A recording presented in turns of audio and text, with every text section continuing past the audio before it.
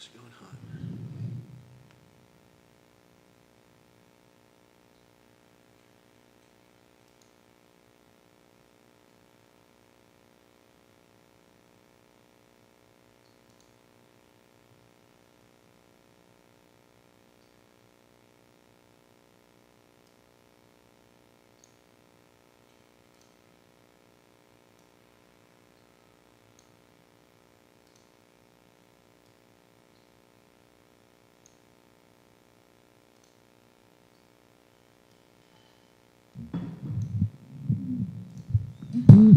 All right, guys, we're going to rock and roll on the show. Take a look at the screen for today's headlines. Take a look at the screen for today's headlines. Last show of the week. We're going to try to make some sense of the insanity that is Charlottesville this week.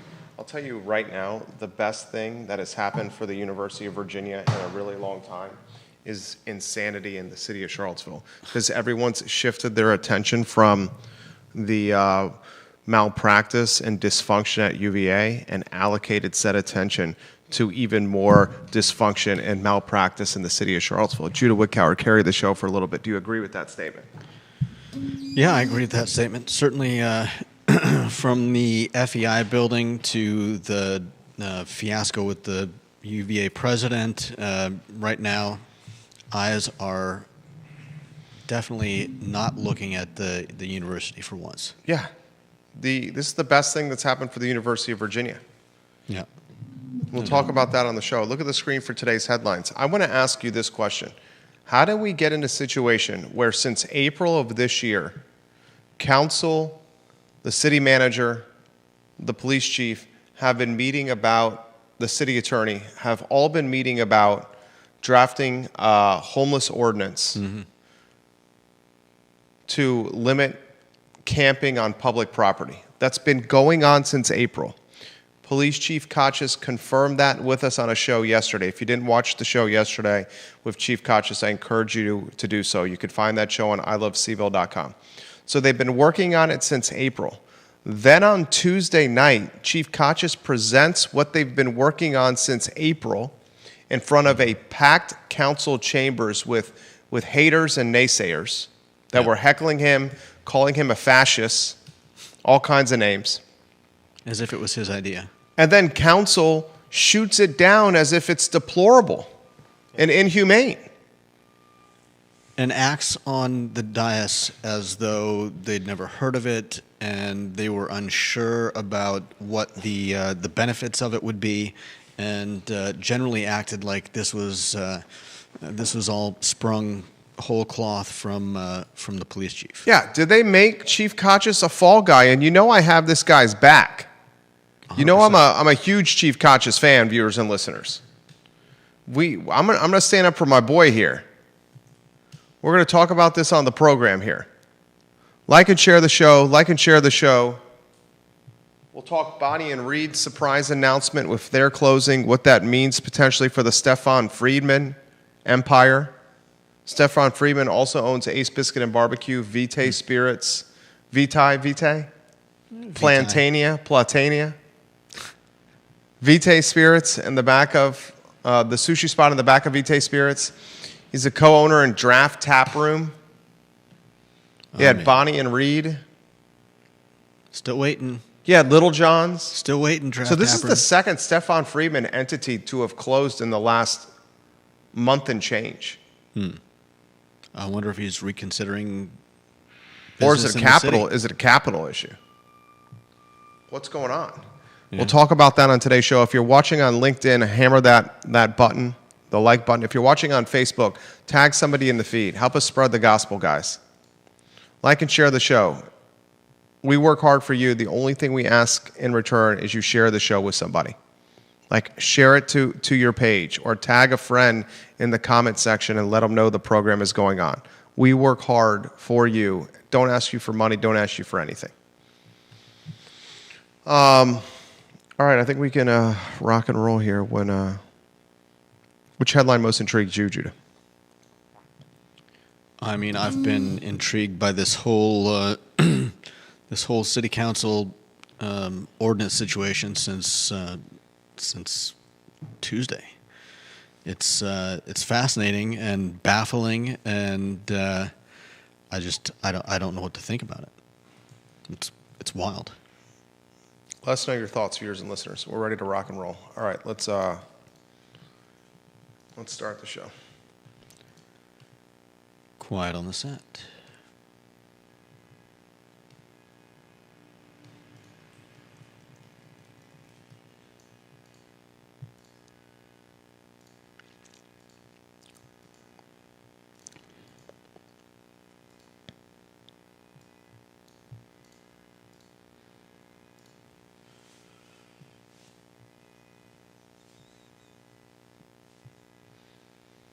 Welcome to the I Love CVille show, guys. My name is Jerry Miller. Thank you kindly for joining us on a Friday afternoon in downtown Charlottesville. Last show of the week, and goodness gracious, has it been a busy week. And leave it to the city of Charlottesville, leave it to city council to steal the thunder from the University of Virginia. I mean, we've been talking Jim Ryan's resignation. We've been talking Creed Deeds investigating the Board of Visitors, in particular the rector and the vice rector, for their role in Jim Ryan's resignation, and whether or not the rector and vice rector were in cahoots with the Trump administration and the Department of Justice to get Jim Ryan canned or force his resignation. We've been talking about white-collar racketeering at UVA Health with retired CEO Craig Kent, eventually leading to the resignation of the hospital CEO and the dean of the medical school. We've been talking about dysfunction and malpractice and backroom wheeling and dealing and backstabbing and deceiving and deceit at the University of Virginia for weeks, if not longer, for months, for most of this year. Most of this year, that's been the topic. UVA driving the news cycle with Jim Ryan's forced resignation and who's going to be the next president, and the Board of Visitors, Youngkin failing to get his appointments approved for the BOV. Leave it to Charlottesville.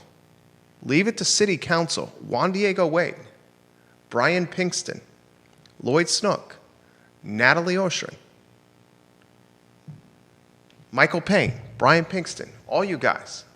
Leave it to you guys to steal the thunder from the University of Virginia and that train wreck, and to take the locomotive, take the caboose, take all the train cars that are literally on a collision that everyone's watching on grounds at UVA, and steal that wreck and create a nuclear site of your own. I mean, boy, oh boy, has Juan Diego Wade, Brian Pinkston, and City Council, have they stepped in a pile of poo? And that stink is, ladies and gentlemen, significant right now. We're going to talk about all this on the program today. I encourage you to like and share the show. Tina Wyatt Breeden and Vanessa Parkhill, thank you for doing so. I'm going to ask really pointed questions that I think all of us should be asking.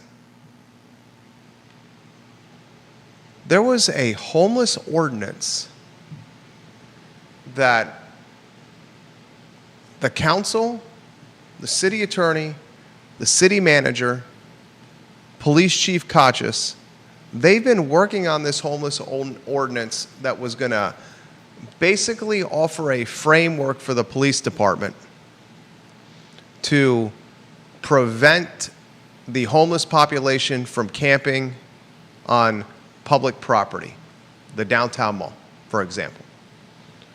An ordinance that was rooted in empathy and humanity. We're going to give you 10 days notice. We'll let you know today that you can't camp here anymore on the mall, next to the Rivanna River, by Free Bridge, in the park. We'll give you 10 days notice to move. And when we come back 10 days from now, if you're still here, we're going to kindly ask you to leave, and we're also going to store your possessions to help you for 60 days at no charge to you. I mean, one of the most empathetic and kind ordinances possible. If we have to utilize the law, it's going to be a class 4 misdemeanor. It's going to be a small fine. The Class 4 misdemeanor will not result in jail time, and if you are unwilling to pay this fine or incapable financially of paying the fine, that won't result in jail time as well. I mean, it is like the most approachable ordinance possible for the homeless. City Council instructs Sam Sanders, the police chief, the city attorney, to start working on this in April of this year. The city attorney, John Maddox, who maybe moonlights as Jerry Seinfeld and as a comedian, cracking dad jokes Tuesday night in front of a hostile council chambers, linking himself to the extremely handsome Danny DeVito, hoping Danny DeVito, who starred in Twins along Arnold Schwarzenegger, plays him in a movie with a script written by John Grisham about this new zoning ordinance. Literally, the city attorney made that joke on the dais. Chief Kochis is instructed by council to present this ordinance, which the city attorney and the city manager had a hand in creating. Then council proceeds to distance itself from Kochis' presentation, leave the chief on an island to be lambasted by 100 to 200 people in council chambers who are hurling slurs at him, fascists, other nasty terminology, interrupting him while he's speaking. And Kochis is perceived to be the guy that was the originator of the ordinance. If you missed the interview yesterday we did with the police chief of Charlottesville, Chief Kochis, he was with us for an hour. He was fantastic. He offered insight and color to what was going on that you can find nowhere else. That interview is archived at ilovecville.com. I'm going to ask you, the viewer and listener. I'm going to ask you, the taxpayer. I'm going to ask you, the voter, the homeowner, the business owner, the tenant.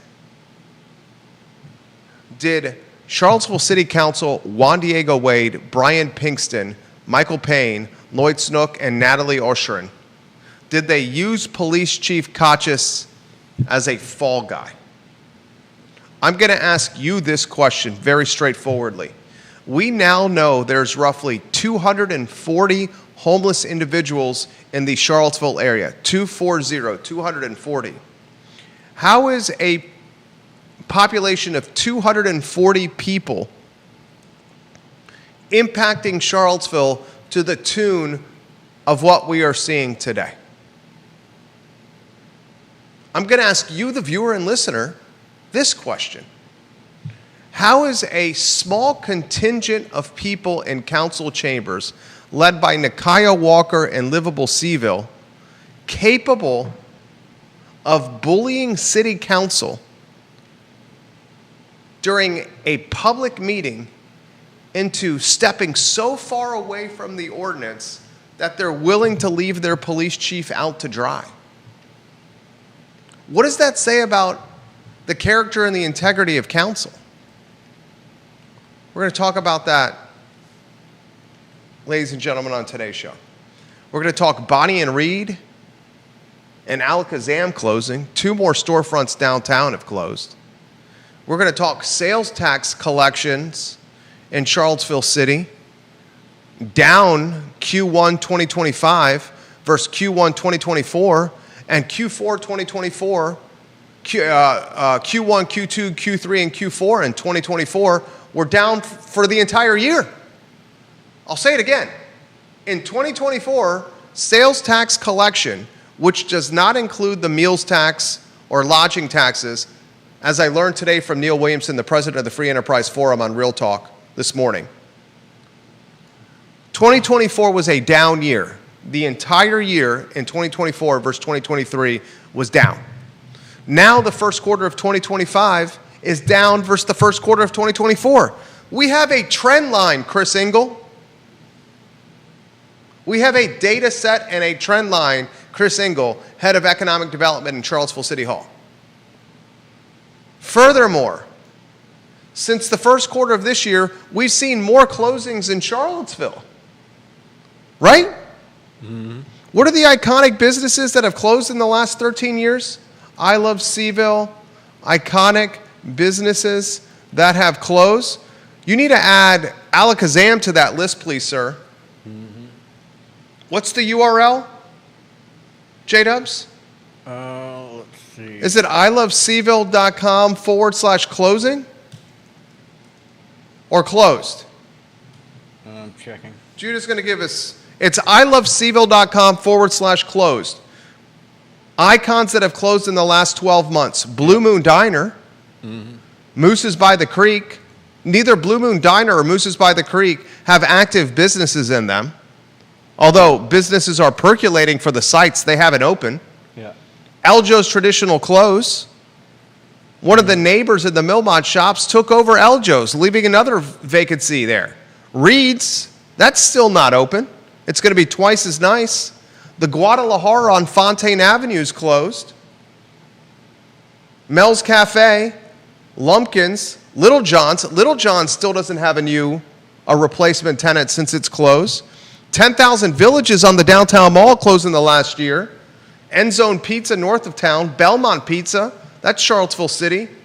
Tubby's Restaurant and Deli closed. Add Alakazam to that list. We are not going to add Bonnie and Reed to that list because they don't have the institutional run to be called iconic, but Alakazam certainly does. Did you know the owner of Alakazam said her sales volume is down 30% year over year, the toy store in the downtown mall? 30%. 30%, ladies and gentlemen, year over year.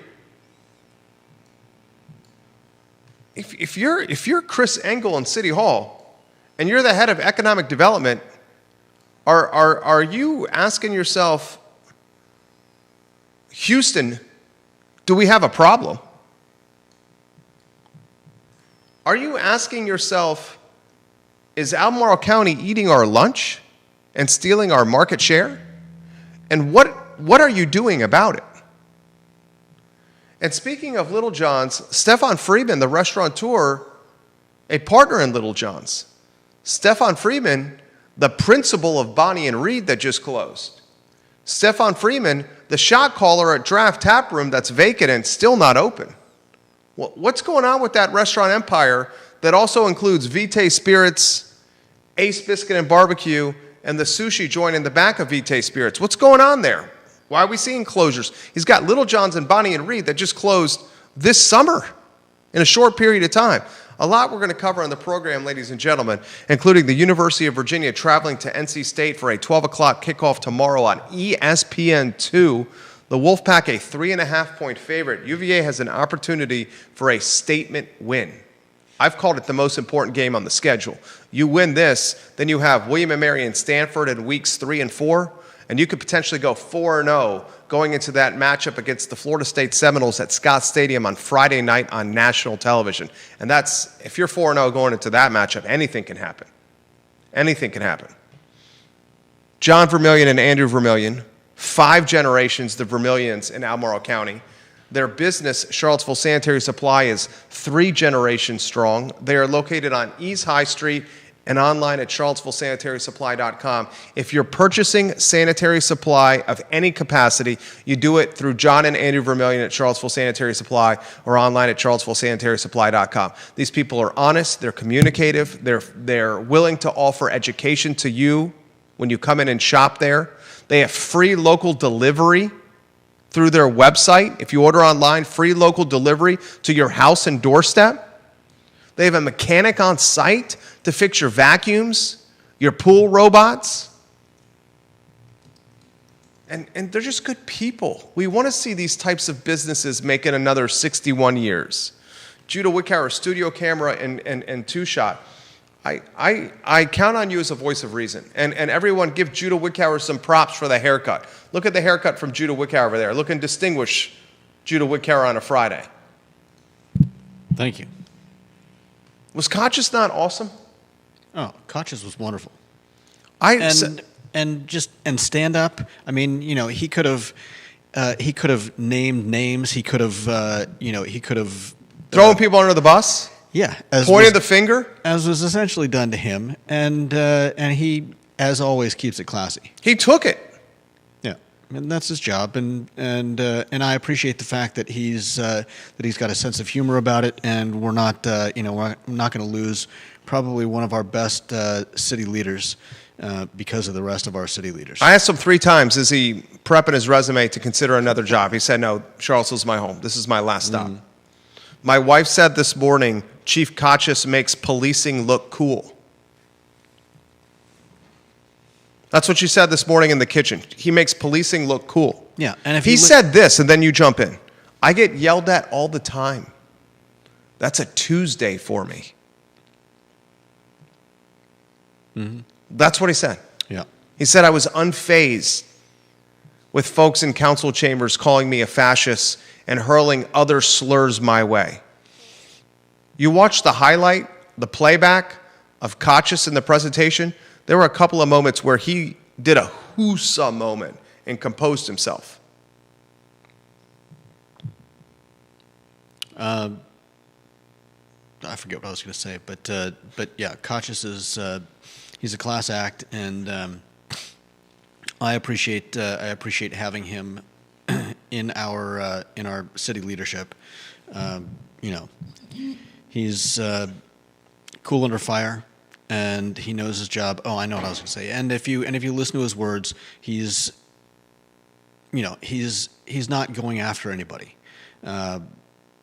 He has a deep respect for everybody in this city, and that is one of the things that I appreciate the most about him. Listen to him talk about the homeless. He's respectful of them. He's met with them. He's probably spoken. I have no basis for this, but I would guess that he's spoken to more homeless people than the city council combined. 100%. 100%. I'm going to ask very straightforward and uncomfortable questions today. The homeless ordinance that was presented to council on Tuesday, the drafting of said ordinance, the birth is a better word, the birth of said ordinance, April of this year. Yeah. When council instructed staff, city manager, city attorney, police chief, to get an ordinance going. Chief Koch just talked about it. He called it in the 221 meetings. Yeah. Where it's 2 counselors meeting with himself and some other city staff. And council has indicated, Lloyd Snook in particular, that the top item in his inbox with local government is the houseless and the homeless. And the impact it's having on the economy and small business. Yeah. Top item, Lloyd Snook has said, in our inbox. So council says, let's get an ordinance drafted. Yeah. Let's have Sam, the city manager. Let's have the city attorney, John Maddox. Let's have police chief. Let's get an ordinance drafted. And it should be pointed out that while many at the city council meeting tried to make a point that that this was based on Trump's executive order to get homeless out of city city areas. This was started in April before the executive order materialized in July. Yeah. So this has nothing to do with that. That has no bearing on any of this. Anyone who's linking this to Donald Trump, Jeff Fogel, I'm talking to you. Anyone who's linking this to Donald Trump, Matthew Gillikin and Stephen Johnson and Livable CVille, I'm talking to you. Anyone who's linking this to Donald Trump, Nakia Walker, I'm talking to you. You are being disingenuous with that link. Mm-hmm. This was birthed prior to Trump doing his executive order. Yeah. Anyone who is linking this ordinance to criminalizing the homeless, you are being even more disingenuous. It's the antithesis of criminalizing. Yeah. The Commonwealth's attorney, Joe Platania, indicated that his office is not going to go balls to the wall with these fines or this misdemeanor and it's not going to result in jail time. And even if it was, the police department has no appetite for going out and handing out fines to every single homeless person in the area. They don't want to do that. That's not what this is about. That's not policing. They put an ordinance together that was a framework because currently the police have no framework. Yeah. When they see someone passed out on the downtown mall, next to Hamilton's, next to the Fitzroy, next to Rapture, next to Sal's Cafe Italia, the police go there prior to Tuesday with literally zero legal backing, outside of the perception of a man or woman in uniform and the perception of authority that's bred from that uniform. Yeah. And they kindly ask the houseless individual to leave. If that houseless individual were to say, "No, I am not," that police officer would have no legal recourse to do anything. Right. Even if the houseless individual was next to diners on the downtown mall, speaking loudly, using profanity, sitting there in his boxer shorts or bra and panties. Think about that. Yeah. April, an ordinance was drafted, and we got to be rotating lower thirds on screen here, tied to this. Okay. And Tuesday, it was presented to council. We know it wasn't tied to Trump, and we know it's not criminalizing the homeless. I'm going to ask you, the viewer and listener, this question. Did city council draft an ordinance or order the drafting of an ordinance that was fool's gold from day one, from the beginning? Was this ordinance nothing but window dressing for the business community and for the silent majority that is afraid or unable to speak about this for fear of retribution from a very vocal minority?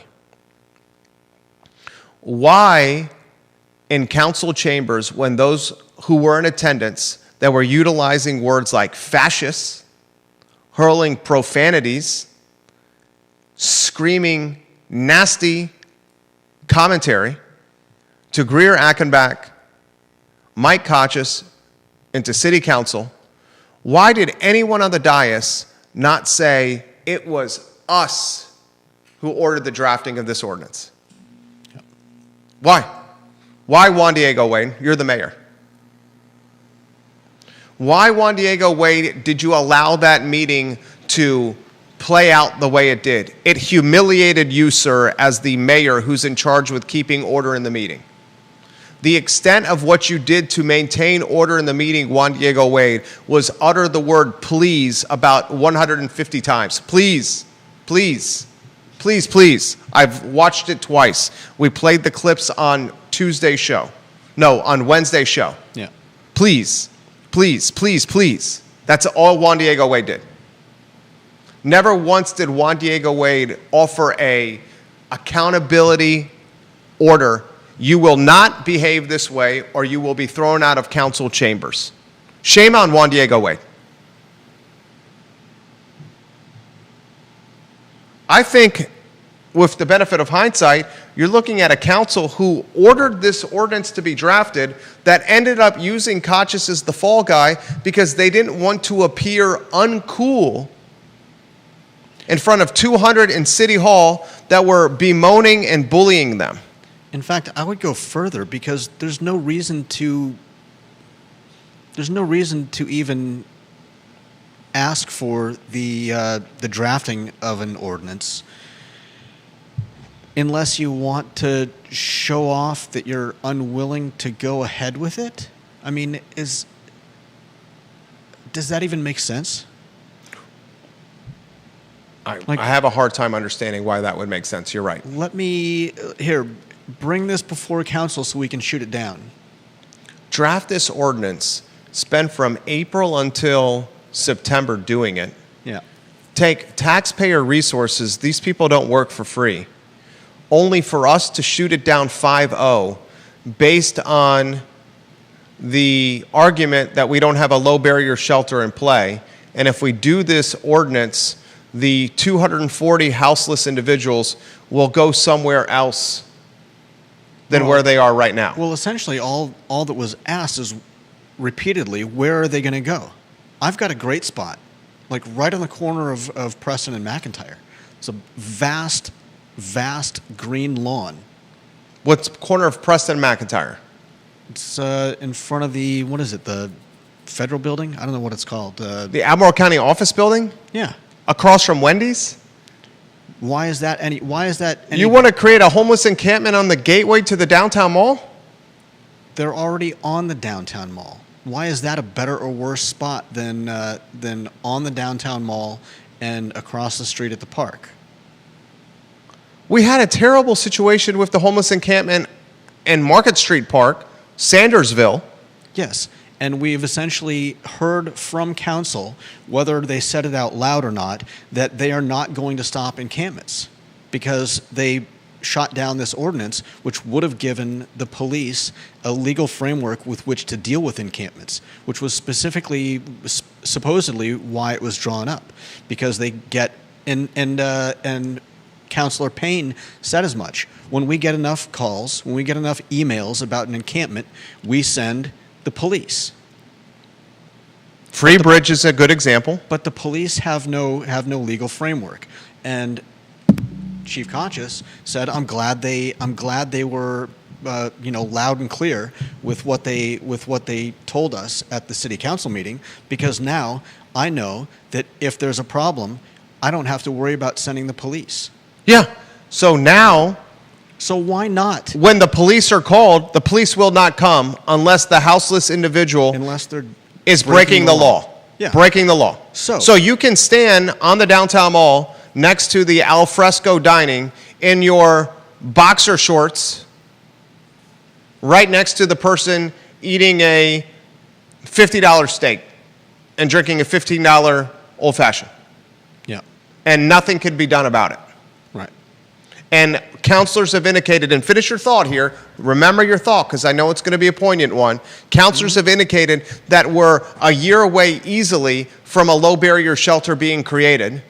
Yeah. The funding is in place, but there's no one that is willing to run it, and they don't have the constituency that's willing to accept it. Fifeville's a perfect example, Salvation Army site, Fifeville neighborhood, not in my backyard Yeah. for the low barrier shelter. Right. Go ahead. So, one thing I heard repeatedly at the city council meeting was, where are they going to go? Where are they going to go? Where are they going to go? Everybody kept asking that question. If you pass this ordinance, because somehow they think that the police are going to go and talk to every single homeless person in Charlottesville and tell them they can't camp here, wherever here is, which is patently absurd, because that's not what we want the police to be doing. That's not what the police want to be doing, and that's not what Police Chief Conscious is going to send the police to do. This is specifically to give them the ability to do something, and in most cases, this is going to dealing with the downtown mall. This is not walking around all of Charlottesville and telling people they can't camp here. This ordinance was specifically about the downtown mall, 100% in agreement. So, why not give them an encampment? Greer Achenbach highlighted the Friends of CVille executive director about offering them an encampment. Matthew Gillikin, the co-chair of Livable CVille, who is, my opinion, absolutely damaging Charlottesville, referenced the encampment. Mm-hmm. I think even Jeff Fogel referenced the encampment. Conan Owens watching the program. I'm telling you, the CEO of Sir Speedy of Central Virginia, Conan Owen, a Darden graduate. If you have a logo and you need an application for it, Conan Owen is who you call. Sir Speedy of Central Virginia is locally owned and operated. Signs, window decals, direct mail, the banner behind me, lanyards, passes, badges, pamphlets, folders, trifolds. Sir Speedy of Central Virginia is who you call, locally owned and operated. Conan says, Greer was exactly right. Create an encampment and move it to the floodplain. Remember, the city bought the dirt from Wendell Wood to keep developer Bo Carrington, the Covenant School graduate, the talented Duke lacrosse player, who I believe pursued an MBA at the Darden School, the head of, 7 Development, Bo Carrington. I hope I'm getting your development company's name right. Bo Carrington Class Act. great guy. Might see him walking around town in cowboy boots. Always sharply dressed, Bo Carrington. Came on the program to talk about the project on East High Street, Bo Carrington. Steward of the community from a development standpoint, Bo Carrington. Had a joint venture in play with Wendell Wood, the Wood family, the largest landowners in Albemarle County. This particular parcel was on East High Street, where the fair used to be, the banks of the Rivanna River. They wanted to build apartments there. Haters and activists came out. Don't build housing, not on the banks of the Rivanna, not down by the water. Don't build that housing. Same people saying, we need housing to stabilize prices. We need more density to stabilize the prices. Just don't do it over there by the banks of the Rivanna. Don't do it over there in CVille, the historically financially marginalized community. Don't do it over there next to West Haven, the historically financially marginalized and forgotten community. No apartment towers overlooking West Haven. No density in homeless shelters in CVille. No apartments on East High Street by the river. We only want the housing in the area of the rich white folk. That's what they're saying. City caved to the pressure. Bought the land from Wendell Wood. Wendell Wood somewhere going, he, like Mr. Burns in his factory. I'm going to sell this parcel of mud that can't stabilize housing anyway to the city. And they're going to buy this afterthought property. He found a Smithers. Maybe Bo was the Smithers in that scenario. Let's see if we can get a joint venture in play, because I know, Mr. Burns, if a joint venture for housing by the banks of the Rivanna is in play, these activists are going to come out of the cracks. And they're going to force the city to buy this mud from me. A parcel that historically floods. City did it. City gave Wendell a lot of money. Wendell sold 462 acres to Albemarle County, north of town. Some would say undevelopable. Now that's what? Rivanna Futures? Is that where AstraZeneca's going in their multi-billion-dollar facility? Greer says, take that parcel on East High Street. City owns it. It's a park. Allow the encampment there. Create the 2025 version of Sandersville. I still think it should be on the corner of Preston. Here, I've got photos. You're going to put them on screen? Yeah. I don't see how putting a homeless encampment on the gateway to the downtown mall is a good idea. Now, I will get some resistance from the business owners on East High Street. One of them that's near and dear to our heart, the Vermillions, about putting in a homeless encampment on the dirt, on the mud patch the city bought from Wendell. Show them. You got visuals? I don't mean to interrupt. Put them on screen. It's not even here's the corner of Preston and McIntyre, and let me just say that it's not a question of putting it there. It's a question of who's going to take it away. It's not a park. Is it on screen? Yeah. Okay. We got a 10-second delay, so I can't see it. I've got a couple more pictures of it. It's not a park. There's no. I don't believe there's any. This is Judah next to the county office building. You don't have to be. Judah wants to put the homeless encampment next to the county office building. The gateway to the downtown mall. Look at all that green. Yeah. You don't have to be out by 11 o'clock. I don't even think the city o'clock. owns this, dude. Who does? And can anyone help me on this? Does it matter who owns it? Jim Hingley, can you help me on this? Okay. Jim Hingley's watching the program and he texted me here. Who owns the county office building that is in the city of Charlottesville? Only in Charlottesville, Virginia, will the Albemarle County office building be in Charlottesville city limits? Who owns that dirt? Okay, but before we get any more in the weeds about who owns it. It's not in the weeds. Ownership is not in the weeds. Go ahead. I apologize for interrupting. It is because we essentially just heard from City Council that they're not going to do anything about encampments. City Council cannot tell Albemarle County, we are going to allow a homeless encampment on the dirt that you own. But they are saying we're not going to do anything about it. I'm not saying they allow it. Bill McChesney would know this. William McChesney, mayor of McIntyre. Does Albemarle County own that? Yeah, he says that is county property, Judah. Okay. So kiboshes that idea. No. You're saying you want Charlottesville City Hall and City Council to order from the dais I never said Charlottesville's no. homeless population to create an encampment next to the county office building. I never said that they should order from the dais. No. You're showing pictures of it. If the city's houseless population decided to set up camp there, who is going to stop them? Well, they just shot down a ordinance that would allow the police to go in and do something about it. I will say this. I will say this, that the incompetence, the malpractice, the dysfunction, the malfeasance from City Hall, from City Council, with managing the houseless population and this ordinance is to the betterment of Albemarle County. Because there's no framework, there's no legal framework to manage the houseless now. Every houseless person that's in Albemarle County should now come to Charlottesville City because now they know this. The police can do nothing about it. Charlottesville City Hall and Charlottesville City Council on Tuesday night said, we're going to table it. We're not even going to talk about this anytime soon. Yeah.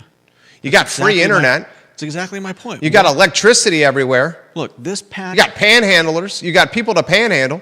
This patch. You got a public library where you can wash your private parts and get out of the inclement weather. This patch of green that I'm showing on the screen again is literal minutes from the Haven. The whole problem is when people leave the Haven, they stay on the downtown mall. If they decided to take up this beautiful green patch of land.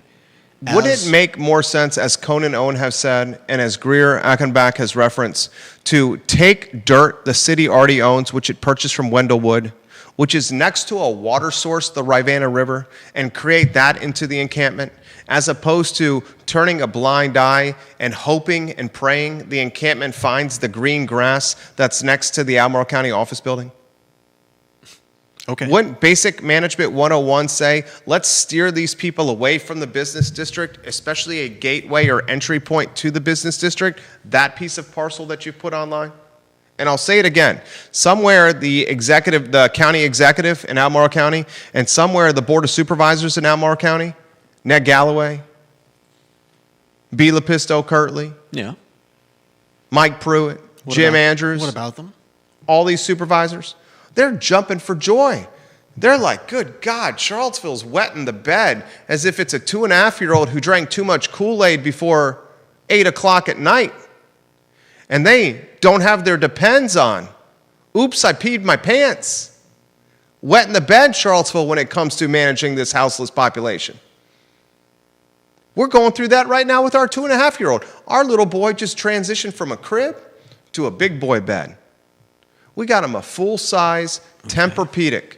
And this full-size Tempur-Pedic, you know what the most important element you get, Judah?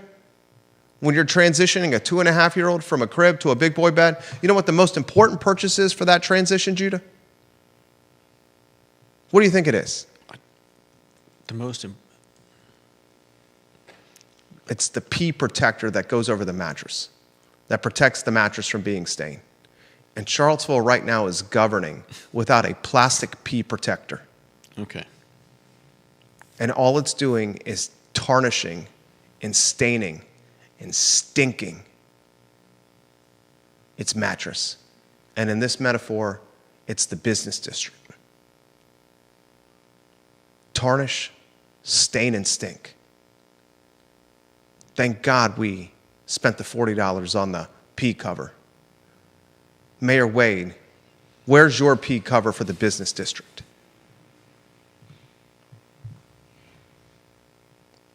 And the way it was managed with Kochis, making him the fall guy, deplorable.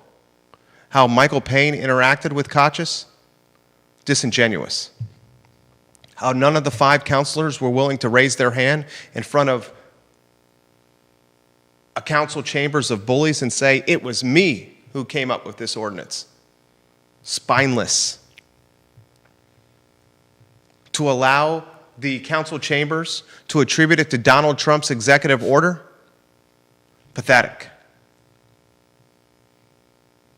To have this in the works since April and have it presented in September for it to be shot down 5-0? poorly managing taxpayer resources and dollars. Malpractice, malfeasance.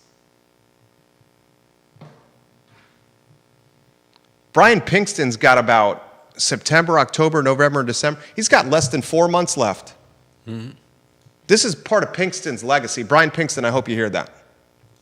This is part of your legacy, Brian Pinkston. 4 months left. It'll be on your Wikipedia page. When your grandchildren Google you, this will be on there. All of them have said on the dais that the issue that they get most connected or hear from constituents from is this, the houseless. We know a number because the number was presented in Tuesday's meeting, about 240 houseless people. Mm-hmm.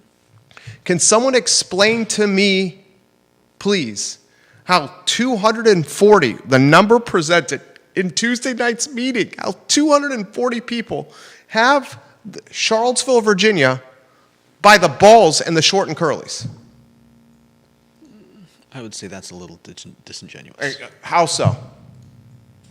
Because because they're not making decisions or asking anyone to do any specific thing. They're just doing, and they're also whatever they want. And they're also not a what's the word? They're not a block of singular-minded people.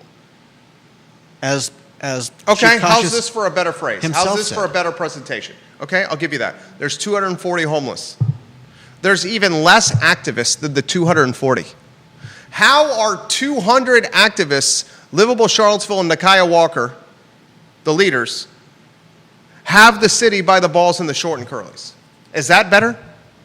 They're acting in a block or unison. Livable Charlottesville, here's the email we want you to send it to council. Council on Tuesday night references, oh, we get all these emails from the people, and yes, they say the exact same thing. It's clearly a coordinated email campaign of copy and paste. Kachis referenced it as well yesterday.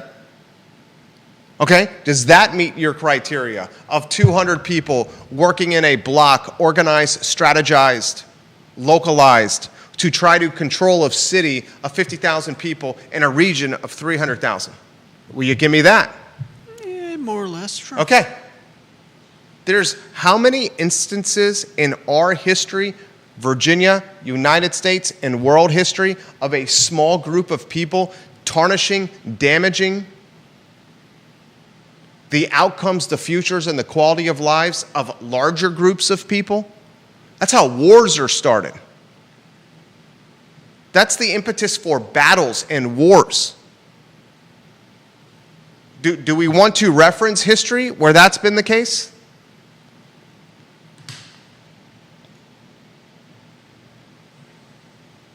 Tina Wyatt Breeden, absolutely spineless, those folks.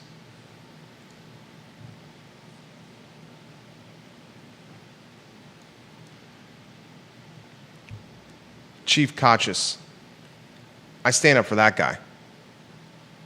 Holly Foster, yes, the city council threw the chief under the bus. He was very diplomatic yesterday in his visit with you. I understand how he feels. Everyone has a voice, but they were very rude to the chief. No doubt. John Blair, to turn to the sales tax issue, I just want to point out that you and I have both pointed out that Ivy and Crozet continue to grow out commercial enterprises and restaurants. If you take a look at your 2023 shows, you talked about how Ivy is really spinning up. I drove up 29 last Saturday morning, and I am also shocked at just how much the 29 corridor is growing. The point being, how many people in Albemarle now conduct most of their lives in the county and no longer go into the city except to work if they work in the city and on a rare occasion a UVA football game? This was not the case pre-COVID. That's John Blair, number 2 in the family. It's funny you mentioned that, John Blair, because number 1 in the family is Deep Throat, and this is what Deep Throat did. Man loves data. He said, literally, I was playing around, Deep Throat, I was playing around with the Placer.ai, That was the source for the Friends of CVille statistic about visits dropping in the downtown mall from 2017 to 2023. Placer.ai is the data intelligence that tracks IPs on phones. And when you have a little bit of assumption that everyone now has a smartphone in their hand or on their person, which I think is safe, So you can track each of these smartphones has a unique IP. So if you're able to track IPs, you're able to track foot traffic in very targeted areas. And with Placer AI, Friends of CVille, the lobbying group, the pro-business lobbying group, led by Greer Achenbach, presented data from 2017 to 2023. Visits had dropped tremendously. She referenced that in public comment on Tuesday night. Deep Throat takes a deep dive with that data. He goes, I am just using the free tier of it, which is very limited, but was surprising to me that Stonefield, the shops of Stonefield, has double the visits of the downtown mall. I wonder if the Friends of CVille folks know this and can show you more historical data. Then he says, Deep Throat, and Barracks Road Shopping Center beats both Stonefield and the downtown mall. And he shows me data screenshots from Placer.ai. Then he goes off and offers other intelligence that is for other stuff that we're working on. Interesting. So straight up tracking data, IP addresses on phones, Stonefield is now beating the downtown mall. Executive economic developer, economic director of development, Chris Engel. When do you start pointing out, when do you start standing up and banding up and saying, Houston, we have a problem? In the first quarter of this year, and this is on the Chamber of Commerce website, okay? I will take the link from the Chamber of Commerce website and I'm going to put it in the comment section of my personal Facebook page. Facebook.com/Jerry Miller. Just search Jerry Miller on Facebook and I will come up first.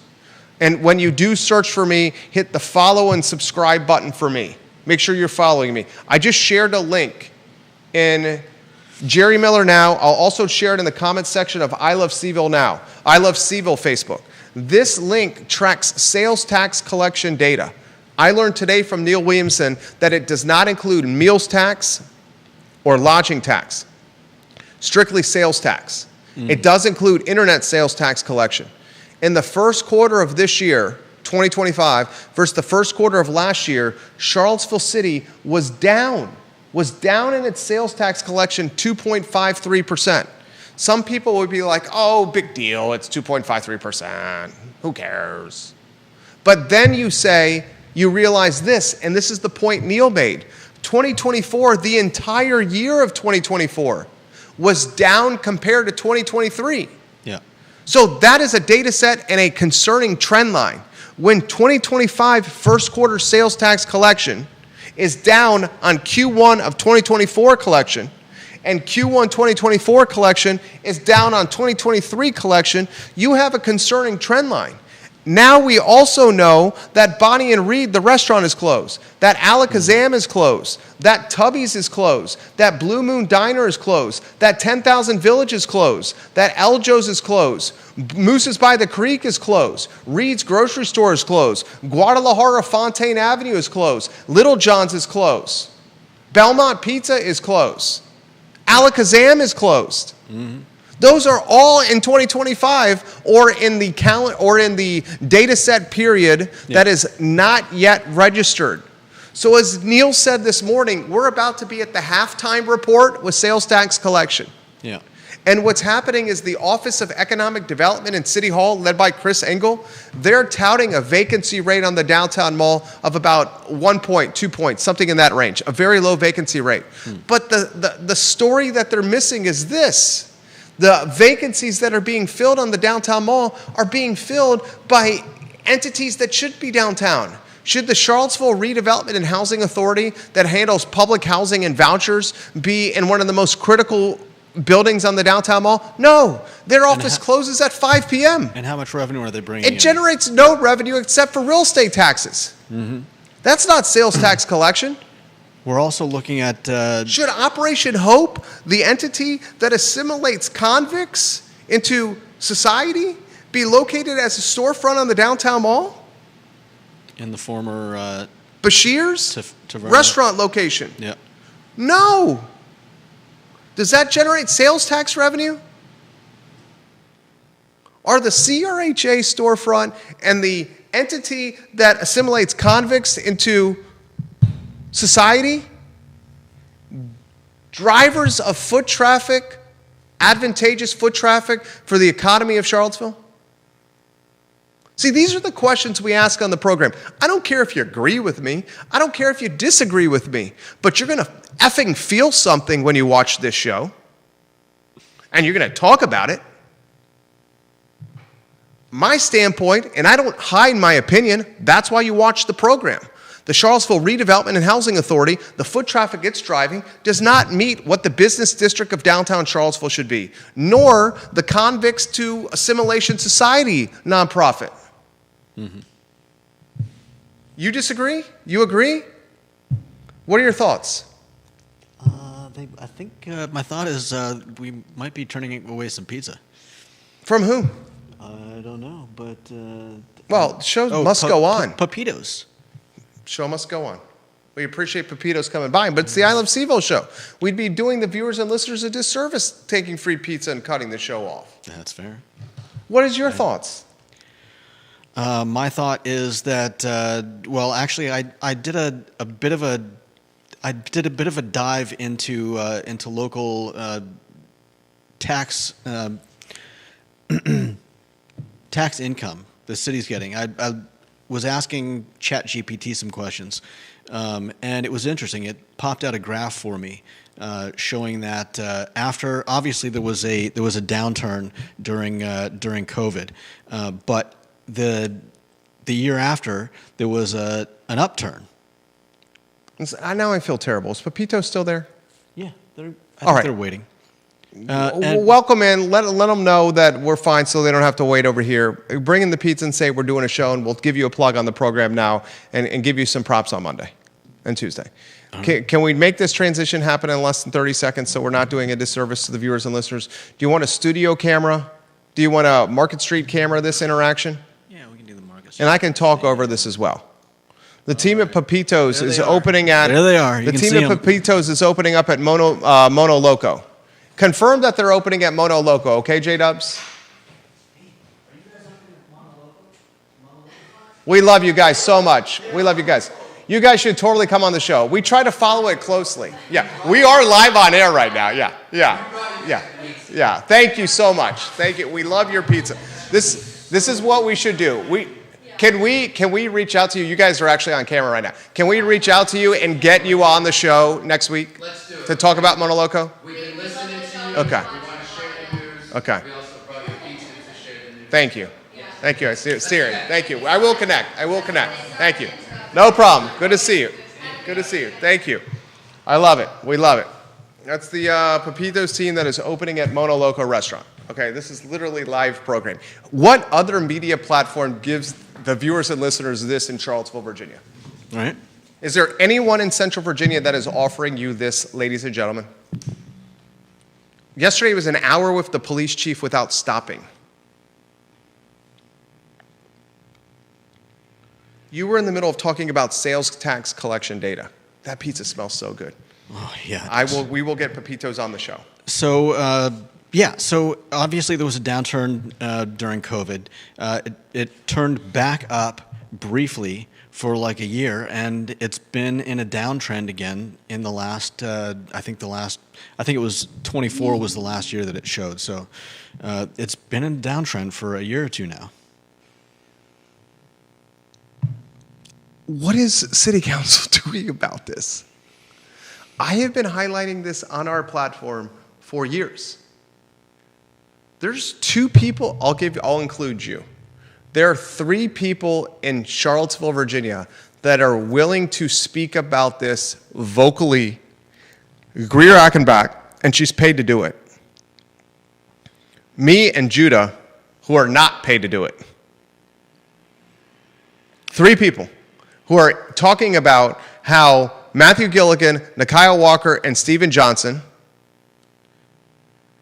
I'll even throw the folks at the Haven from some of the stuff that I'm hearing, with an exit acquisition number at $5 million to stop what they're doing, despite market value not being near that. You say and do what you want with that. It's what, 3x what it's worth? Say and do what you want, viewers and listeners, with that. So all I'm saying is $5 million if you want us to stop what we're doing here, even though market does not suggest that's the value of the real estate, and certainly no one's buying the brand.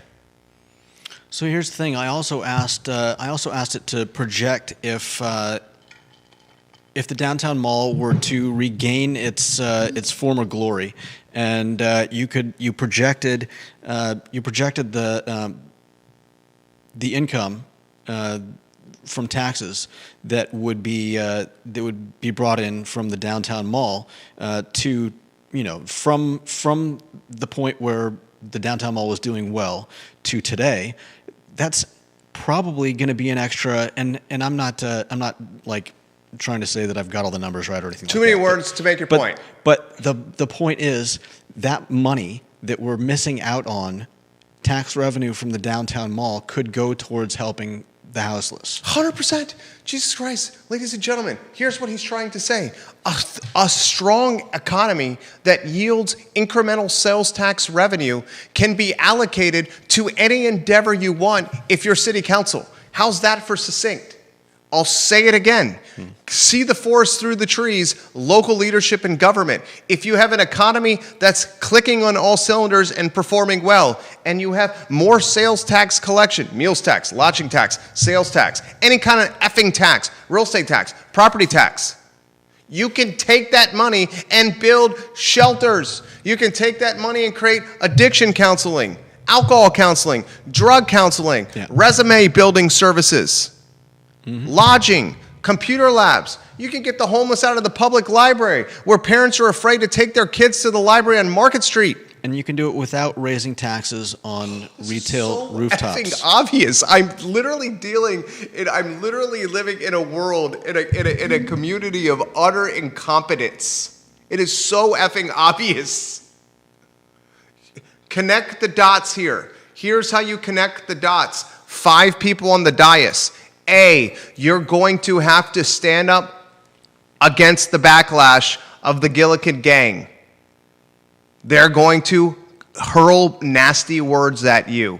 No matter what. You're in a tough spot here. But if you get some balls and stand up, you say, we are going to have an ordinance where you can't camp anymore publicly, and we're going to work quickly to build a low barrier shelter. Even if we have to staff it ourselves, but we prefer to do it with a nonprofit or for-profit entity that we're willing to pay to staff it. This gets the camps and the campers from staying on the downtown mall in the business district. And it goes to the shelters, which is better quality of life for them.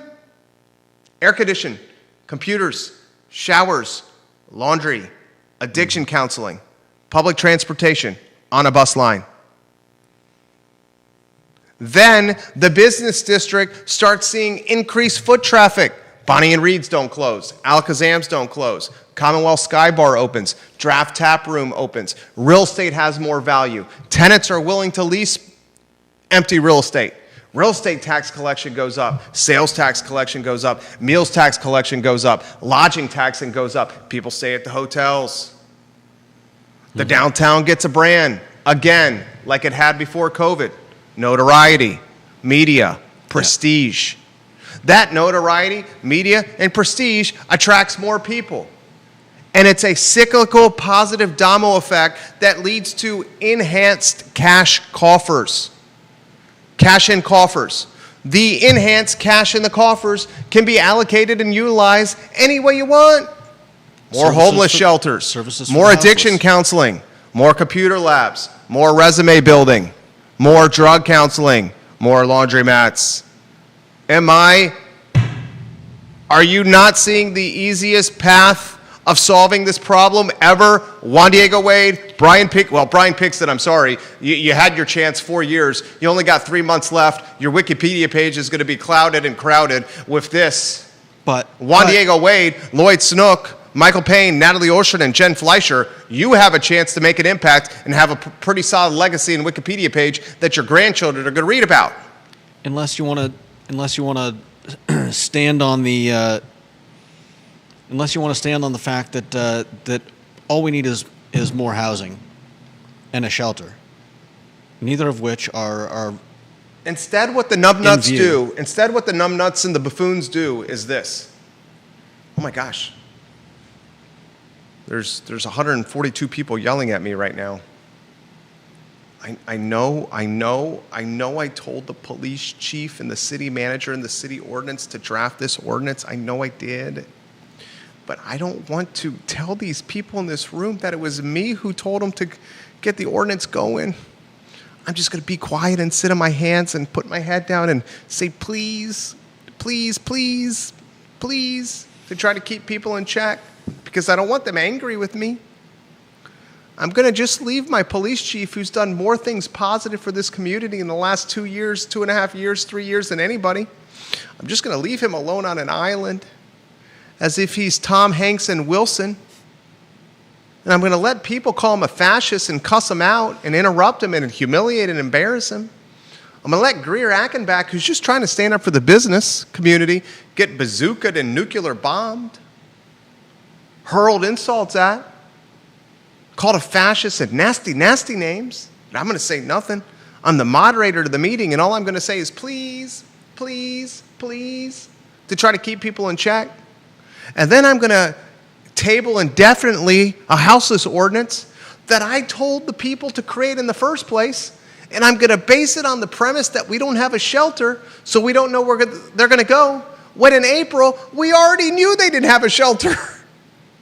We already knew in April that they weren't going to have a shelter, and they straight up said it was going to take a year to build one. And in September, when it was presented, that's just a few months after April. Truly baffling. We are in, oh, God. And you know what? You know who's to blame? You know who's to blame?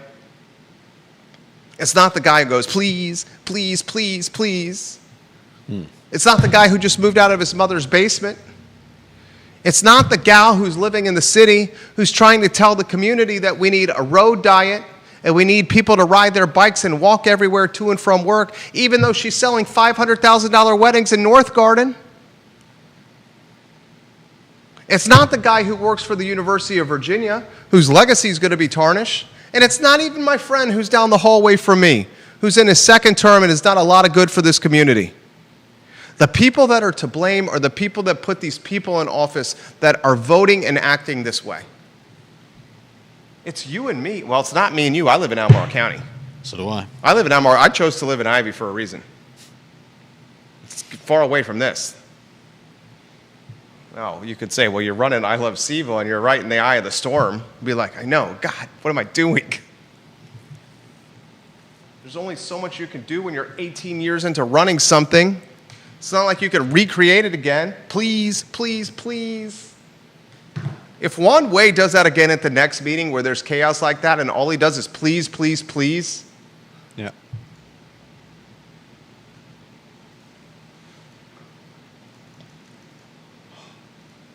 I have pizza to eat. Ooh, yeah, I'd almost forgotten about And that. we need to go make some money. Jim Hinchley said, Judah, the owner of the property has the right to prevent the unpermitted use of the property as an encampment. How are they going to do that? It's Albemarle County's property. They can have their own ordinance. Don't sleep on our city office building. How long do you think that's going to take for them to Albemarle County would bust balls on this. You think they'd come out with it? And so are they going to send... If 240 homeless people, because Judah Wickower, who's got a following in this community and just freshly got a haircut, tells the 240 homeless to go sleep in the county office building, Albemarle County is going to come out with the order and is going to say, you can't do that. I'm putting the green on the screen Jim again. Hinchley also says this, Lloyd Snook referenced an encampment where water and sanitation could be made available. Put it down by the river at Wendell Wood's property. That's going to catch me some grief. So and then the fixer sends me this. Don't forget the trailer park that they bought that they will never develop either. The Carlton trailer park. Yeah. The Nakiah Walkers of the Gillikin gang bullied the city into offering a bridge loan to Habitat for Humanity and PHA to buy a trailer park to prevent housing from happening. Explain to me why the same effing people in this community, I need your help understanding this. Can you help me understand this? Can you tell I'm a bit fired up today?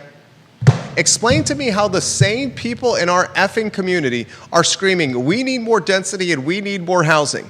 But when the density and the housing and the shelters materialize, those people say it can't happen in Fifeville, where the co-chair of Livable CVille lives. It can't happen in the trailer park in Carlton, and it can't happen in the banks of the Rivanna River, or it can't happen in the site that's overlooking West Haven. This housing can only happen in the Blue Ridge neighborhood, in the Rugby neighborhood, and the North Downtown neighborhood, on Locust Avenue, in Greenbrier. It can't happen in Fifeville, can't happen in Star Hill, can't happen in West Haven, can't happen on Cherry Avenue, can't happen in Hogwaller. Indecisiveness. It's like someone saying... It's not indecisiveness. It's not indecisiveness. That's the wrong word. It's strategic. Okay. Because they have an agenda for the housing to happen in a population of people that are historically affluent and historically homogenous in color. The reality is marketplace dynamics will never allow that kind of housing to be built because the dirt is entirely too expensive, and the folks that live in those areas have covenants and restrictions in a lot of cases to prevent the development from happening. Yeah. They will always go to the path of least resistance, which in this case is the cheapest dirt purchasable. Especially with the cost of everything else. And this is 70 minutes of content that you will get nowhere else in Central Virginia. You will not like what I say. You will not agree with what I say. You may like what I say. You may agree with what I say, but you're going to feel something every show. You're going to feel something every show, and that's why you watch. And no one else is giving you this. And that's why the Pepitos team comes by here with 2 pizzas for Judah and I. And yes, we're going to get them on the show. And yes, they're going to have the best signage in the business thanks to Sir Speedy of Central Virginia. And if they need sanitary and cleaning needs, John Vermillion and Andrew Vermillion at Charlottesville Sanitary Supply will have them covered. That's the Friday show. UVA, NC State, 12 o'clock Saturday, ESPN2. Wolfpack, 3.5-point favorite. Huge game for Tony Elliott. Huge game for Tony Elliott and bowl eligibility and keeping his job. Huge game for the community. Economic development, huge. Judah Wickower, Jerry Miller. I'm eating pizza.